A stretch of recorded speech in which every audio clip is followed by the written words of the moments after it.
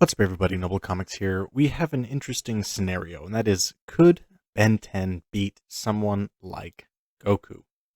Now, Ben 10 is a very interesting character for these versus battles, which is why I don't think this is just a straight versus battle like I typically do. I think it is more of a scenario.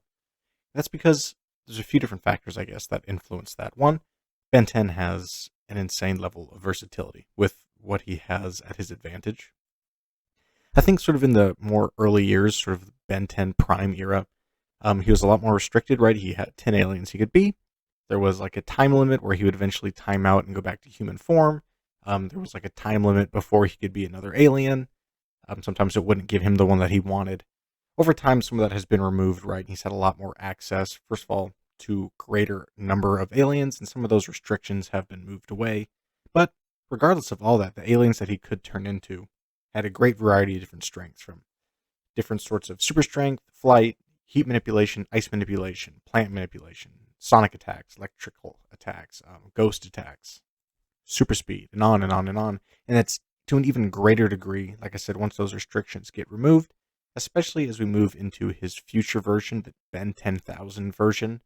And that character, of course, now has access to even more aliens. He has full mastery of the Omnitrix, this weapon that allows him to turn into all these different aliens. There's no more time limit. There's no more cooldown between switches. It's instantaneous. So he has sort of a varying level of power throughout the different shows and, of course, throughout his life, and a different variety of aliens that he can be. However, one key feature of the Omnitrix, regardless of any sort of restrictions that may be on it, the actual purpose of the weapon is, right, it's cataloging all of the DNA of all these various alien races throughout the universe, and it can scan and catalog new alien races should it come across any. So, obviously, right, the immediate thought is, well, if he encountered somebody like Superman or somebody like Goku, would he be able to scan them and then fight as them? Fight as a Kryptonian, fight as a Saiyan, anything like that? And the answer is yes, theoretically, that is how it would work, which brings to this fight, and of course, many other fights between Ben 10 and your favorite alien character. And I want to break up this scenario into sort of three buckets, and that is Ben 10 the character versus Goku, Ben 10 who has been allowed to catalog Goku's DNA for sort of a Saiyan v Saiyan fight, and then Ben 10 at his most powerful versus Goku. So starting off with just the basic fight, the character of Ben 10, could he beat Goku in a fight? Now, like I said, he has a huge versatility with what he can do. However, pretty much all of it is fodder compared to somebody like Goku. I think Way Big, one of his more powerful aliens, had planetary destructive abilities, but beyond that, most of his aliens are like island level and below, I would say, the vast majority. And Goku could just wipe the floor with, again, 99.9% of them. While there are some impressive showings relatively for Ben 10, nothing comes close to even base Goku, especially not Dragon Ball Super base Goku. But that's not typically what people are wanting, right? They typically want Ben 10 is allowed to scan Goku. How would that fight go? Because one key feature that I didn't mention about the Omnitrix is whenever you turn into this alien that you have DNA of, you turn into the prime version of that alien, the most powerful, I guess, natural version of that alien. So what would that look like if you scanned Saiyan DNA? And I think if this was a fight between the two, Goku would absolutely allow him to scan so that it could be a more interesting fight. So what does that look like? A prime Saiyan. In my mind, what I'm thinking of is like a legendary Super Saiyan, because that seems like a power level that you're born with versus maybe another typical Super Saiyan or other techniques is something that you would learn and work towards, versus something just innate that you're born with, like somebody like Broly.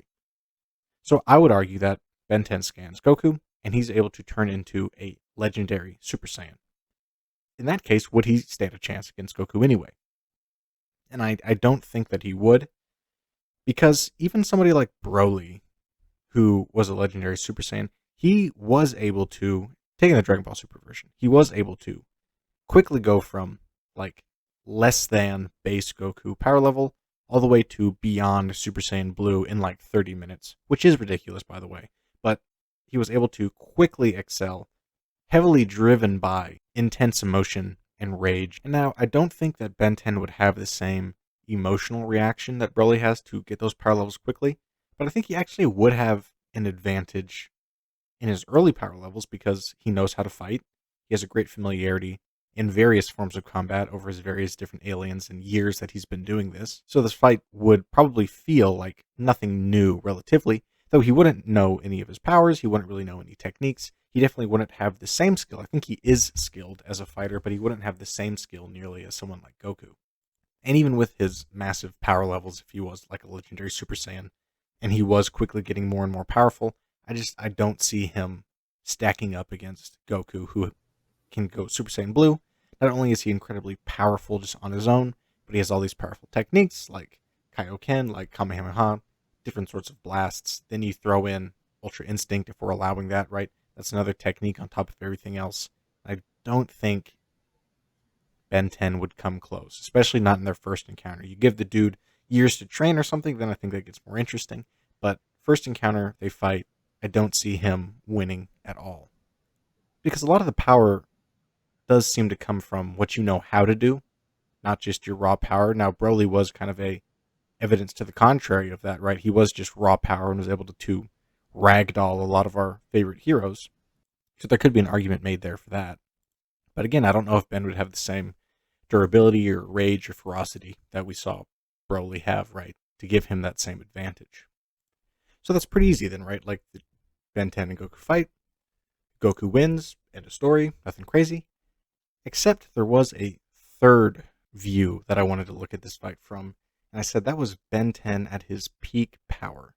And this is sort of the thing that ruins many of the Ben 10 versus debates. He's actually not used quite as much as you would think that he is, with how popular he is, his versatility. He's not used quite as much in versus battles because of this character, and that is going to be Alien X.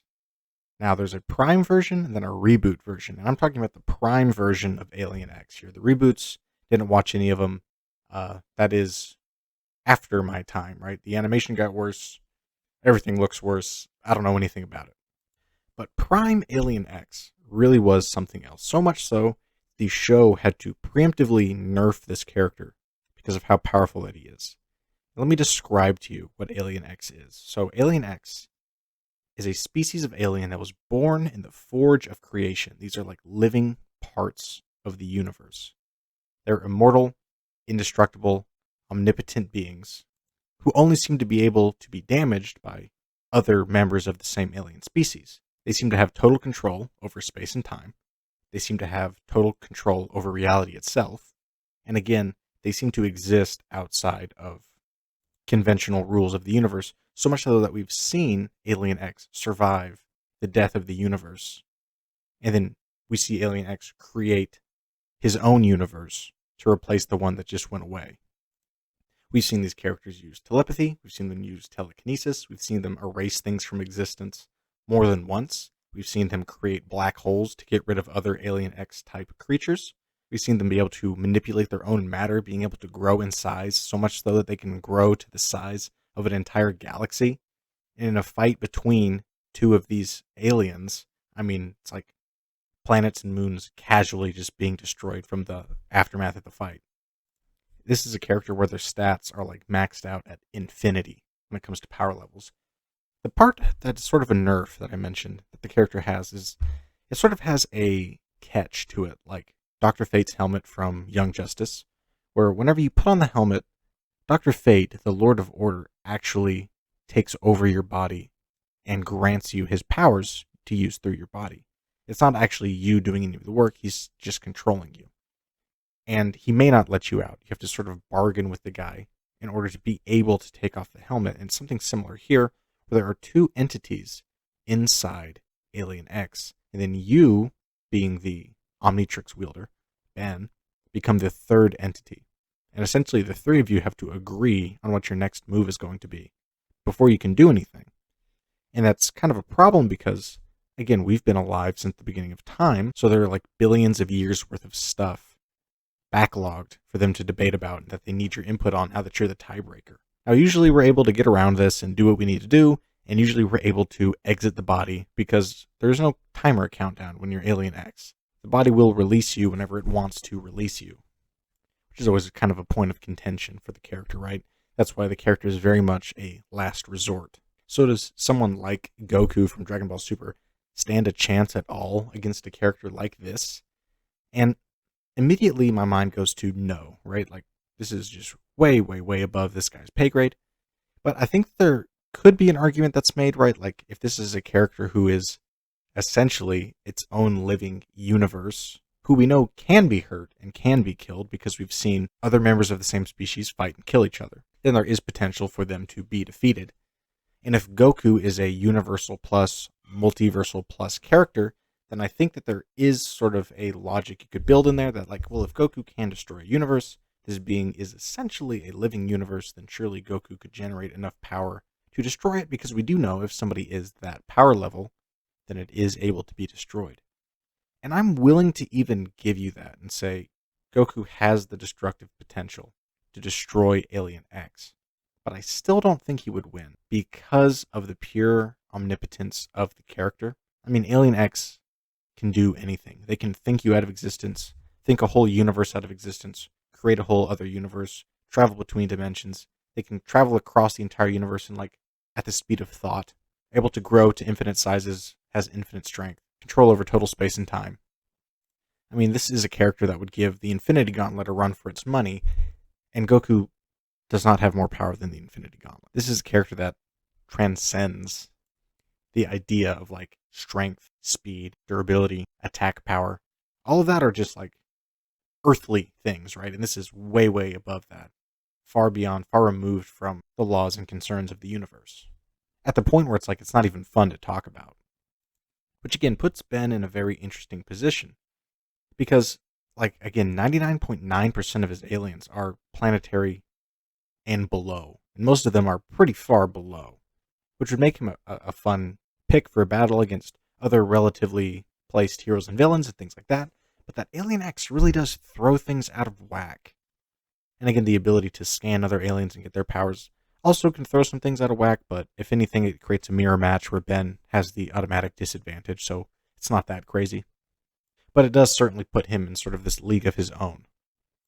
So if these two fight, is there a scenario where Ben 10 beats Goku? Absolutely. Is that likely? I would say no. I think most of the time, if these characters fight, again, if they appear in, like, some versus battle arena, they perceive each other as enemies, Goku obviously wins. He stomps 99 out of 100 times. If he is more generous and allows Ben to scan his DNA, become a Saiyan, and they fight that way, again, I think Goku stomps 99 out of 100 times. However, if Ben 10 from the offset says, you know, I'm going full power, which is something Goku would totally let him do, and he goes Alien X, then it's over. It's like a drawing on paper trying to fight the guy who's holding the pencil. It's just two separate layers of reality that they're working on, and it'd be impossible, essentially, for Goku to win. But that's my take. Let me know what you guys think. Do you agree or disagree with what I said? Leave that down in the comments below. Any other kind of interesting scenarios you want to see, leave that in the comments as well. And I will see you in the next video. Goodbye.